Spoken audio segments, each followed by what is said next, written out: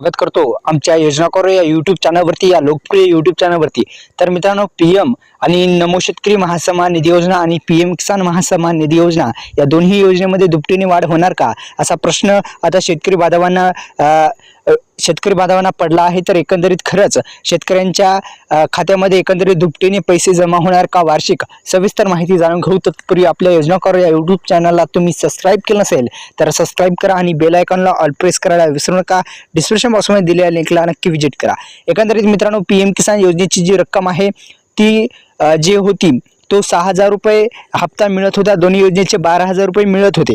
एकंदरीत एकीकडे काही दिवसापूर्वीच शेतकऱ्यांचं जे आंदोलन आहे ते सुरू झालं होतं, दुसरीकडे संसदीय समितीने पीएम किसान महासन्मान निधी योजनेची रक्कम 12,000 रुपये करण्याची शिफारस केली होती। कृषी मंत्रालयाशी संबंधित संसदीय समितीचे अध्यक्ष जे होते त्यांनी चर्चा केली। एकंदरीत मित्रांनो, काय सविस्तर माहिती आहे पाहूत। तर पीएम किसान महासन्मान योजनेद्वारे शेतकऱ्यांना एका वर्षात 3 हप्त्यामध्ये 6,000 रुपये दिले जातात।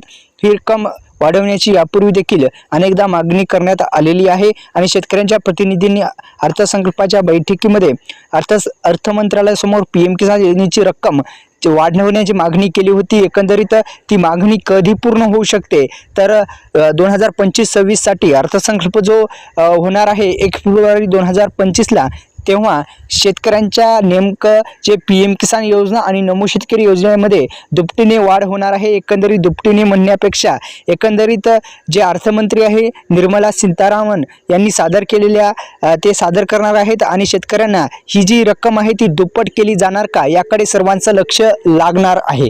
एकंदरीत अर्थसंकल्पामध्ये एकंदरीत हा निर्णय होऊ शकतो का, असे लक्ष सगळ्यांचं लागलेलं आहे। एकंदरीत व्हायलाच पाहिजे, शेतकऱ्यांसाठी एक महत्त्वपूर्ण आणि आनंदाची बातमी ठरेल। तर ही 1900 हप्ता कधीपासून 1900 हप्ता जो आहे त्याची वाट शेतकरी बांधव पाहत आहे, तो लवकरात लवकर शेतकऱ्यांच्या खात्यामध्ये जमा होणार आहे।